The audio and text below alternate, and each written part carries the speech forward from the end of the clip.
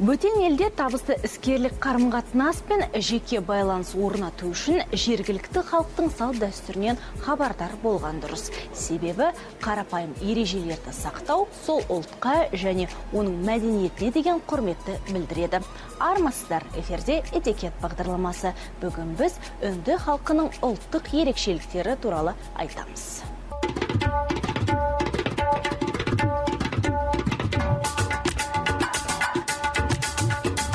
Бұл елде қол алыспайды.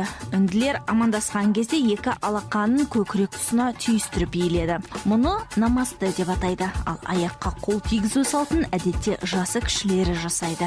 Және ол үлкендер мен ұстаздарға деген құрметті білдіреді. Яғни оң қолмен жасы кіші адамның басын сипайды және жылы лебіздерін жаудырады. Қол алысуды үнділер еуропалықтардан қабылдаған, бірақ ер адамдар арасында ғана рұқсат етілген. Қол қысысу теңдіктің белгісі болғандықтан, бұл елде жасы егде адам мен әлеуметтік дәрежесі жоғары жанға қол берілмейді. Үндістанда сен деп тек құрдастарға айтуға болады, ал үлкендерге тек сіз деп қана сөйлейміз. Жұмыстағы басшыларға да сіз деп айтқан жөн. Қызметі жоғары адамдарға жасына қарамастан құрмет көрсету керек. Ер мен әйел арасындағы кез келген физикалық байланыстар, атап айтсақ сүйісу, құшақтасу, қол ұстасып қыдыру әдепсіздік деп танылған. Сондай-ақ ер адамдарға еш себепсіз үнді қыздарына тіл қатуы әбестік саналады.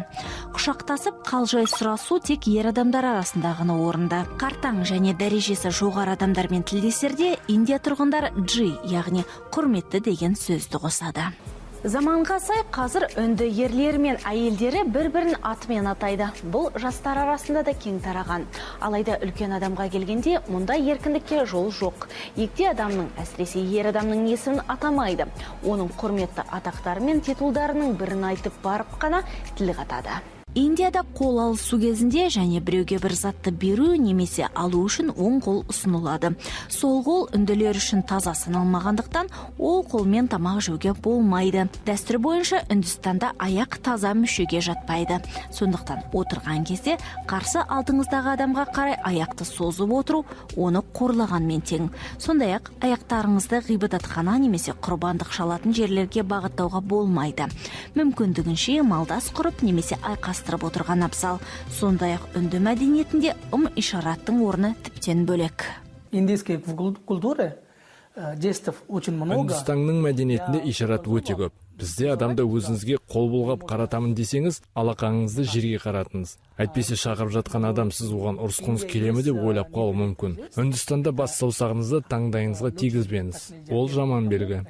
Егер сізді қонаққа шақырса, үй иесіне ерекше ілтипат танытуды естен шығармаңыз. Яғни қожайын сізге орныңызды айтып жайғасуды ұсынбаса, дастарханға отыруға асықпаңыз. Дәм ұсынса тұтас тауысқан дұрыс емес. Бос тәрелке сіздің қарныңыздың тоймағаны деп қабылданады.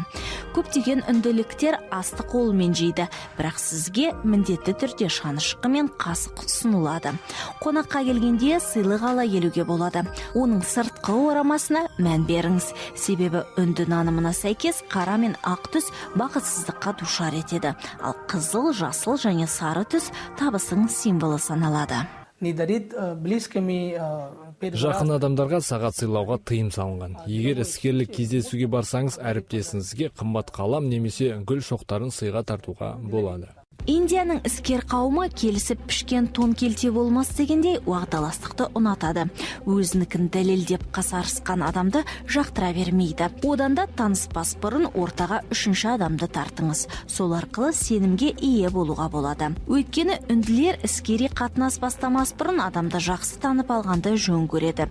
Кейде серіктестер жеке басыңызға қатысты сауалдарды жаудыруы мүмкін. Бірақ оған таңғалудың қажеті жоқ. Отбасы және жеке басты сөз ету үнділер үшін қалыпты құбылыс. Өзге адамның отбасы жайлы жиі сұрастыру олар үшін достық ілтипаттың белгісі.